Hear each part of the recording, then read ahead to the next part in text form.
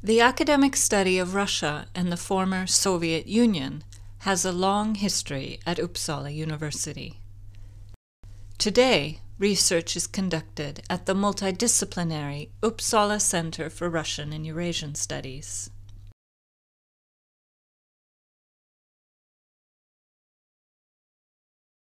The book goes through how energy has made the Putin regime in a positive and in a negative sense. It's an exciting story in the sense that it goes through how Russian ambitions to build the energy superpower has caused resentment in other countries in Central Asia, mainly Turkmenistan, but also in the Caucasus with Azerbaijan, that is a big producer, and of course in relations to Ukraine. It has generated great wealth for a lot of Russian oligarchs, and it has generated a lot of foreign policy repercussions where Russia is being accused of pipeline terrorism.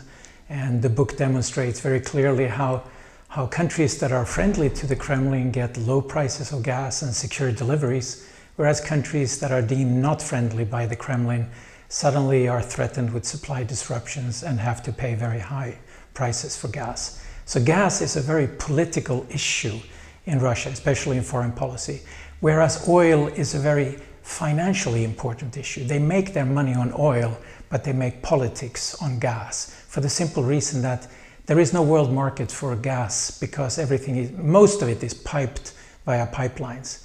And there is no market if you have a pipeline, then it's you and me. And the price is a matter of negotiation between you and me. Oil you can sell anywhere on tankers on world markets. So there is a world market, and for Russia oil is not a political issue, it's a financial issue.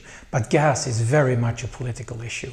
And the book goes through all these crises from, it takes a long perspective back to the Swedish Nobel family in Baku in the early 1900s, and then shows how the Soviet oil industry was built and how it went through the 1990s when the oil industry was broken down and privatized between rival financial groups, and how Putin has pushed out the foreign oil companies and has sat on the local oligarchs to make sure that oil and gas is again a state interest.